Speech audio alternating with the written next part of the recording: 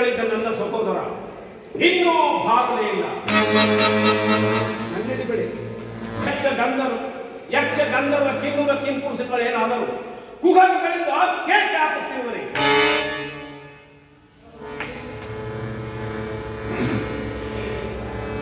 ಮಾಯಾವಿಗಳು ಮಾಯಾಜಾಲಗಳನ್ನು ತೋರಿಸಿ ಬಂಧಿಸಿರುವರೆ.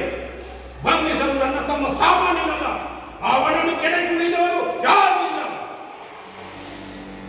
ಆದರೂ ನನ್ನ ಮನದಲ್ಲಿ ಏಕೆಂದು ತಳಮಳ ಕಳವಳ. ಮಹಾಪ್ರಭು ಸಮಾಚಾರವೇನು?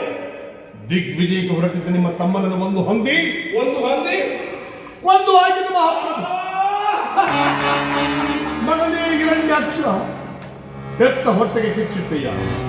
ನಿನಗಿಂತಹ ದುರ್ಮರಣ ಒದಗಬೇಕೆ? ನಿನ್ನನ್ನು ಕಳೆದುಕೊಂಡು ನಾನು ಹೇಗಪ್ಪ ಬದುಕಿರಲಿ?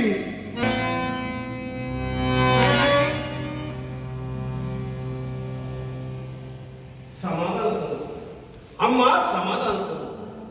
ನೀನು ಯಾರು? ಕಶ್ಯಪ ಋಷಿಯ ಧರ್ಮಪತ್ನಿ. ಧರ್ಮಶಾಸ್ತ್ರಗಳನ್ನು ಲೋಕ ವಿಚಾರಗಳನ್ನು ಅರಿತವಳು. ಅಜ್ಞಾನಿಯಂತೆ ಕಣ್ಣೀರು ಹಾಕುತ್ತೆ. ನನ್ನನ್ನು ನೋಡು, ಹುಟ್ಟಿದವನು ಸಾಯಲೇಬೇಕೆಂಬ ವಿಧಿನೇಮ ನಿನಗೆ ತಿಳಿಯದೇ ತಾಯಿ. ಸಾವು ದೇಹಕ್ಕೆ ಹೊರತು ಆತ್ಮಕ್ಕಲ್ಲ. ನನ್ನ ತಮ್ಮ ಸಾಮಾನ್ಯನಲ್ಲ, ಅವನನ್ನು ಕೆಳಗೆ ಉಳಿದವರು ಯಾರು ಇಲ್ಲವೆಂದರಿತೆ ಕೇವಲ ಅಂದಿಯಂತೆ ವೇಷಧಾರಿಯಾಗಿ ಬರಬೇಕಾಯಿತು. ಅಂತಹ ಮಹಾವೀರನಾದ ತಾಯಿಯಾದ ನೀನು ದಿಕ್ಕೆಟ್ಟುವಂತೆ ಕಣ್ಣೀರು ಹಾಕುದೆ.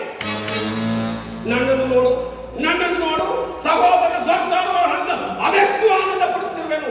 ಆನಂದ ಮಹಾನಂದ.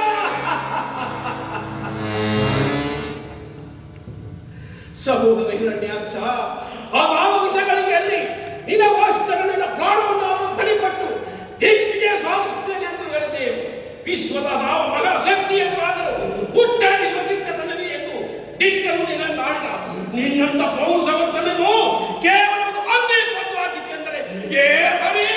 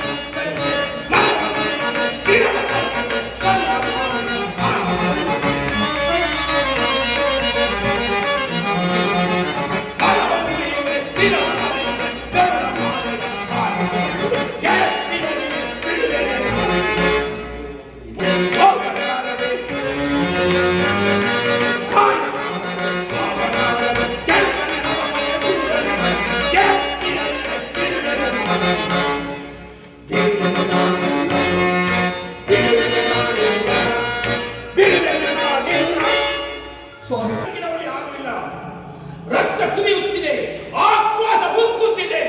ಸೇಡಿನ ಜ್ವಾಲೆ ದೇಹವನ್ನೆಲ್ಲ ವ್ಯಾಪಿಸುವಾಗ ನೀನಲ್ಲ ನನ್ನ ತಾತ ಬ್ರಹ್ಮನನ್ನು ತಡೆದರು. ನಾವು ಕೇಳುವುದಲ್ಲ. ನನ್ನ ಸ್ಥಿತಿ ನೋಡಿ ಏನಾದರೂ ಅನಾಹುತ ಸಂಭವಿಸಿದ ನೆನಪಿ ನಾಳೆ ನನ್ನ ಕಂದ ಕೇಳಿ ಎಲ್ಲಿ ನಾನು ಚತುರ್ಮುಖ ಬ್ರಾಹ್ಮಣ ಮೊಮ್ಮಗ. ಓಂಕಾರ ಮಾತ್ರದಿಂದ ಲೋಕಗಳನ್ನು ತನ್ನನ್ನು ಬಳಸುವ ಈ ಹಿರಣ್ಯ ಕಶ್ಯಪನ ಹೆಂಡತಿಯಾಗಿ ಕಣ್ಣಿರುವುದು ನಾಚಿಕೆ ಆಗುವುದಿಲ್ಲವೇ? ನೀವೇನು ಹೇಳಲು ನಾನು ಒಪ್ಪುವುದಿಲ್ಲ. ಬಿಡು ನನ್ನನ್ನು. ಅವಳ ಮಾತು ನಿಜ ಹಿರಣ್ಯ.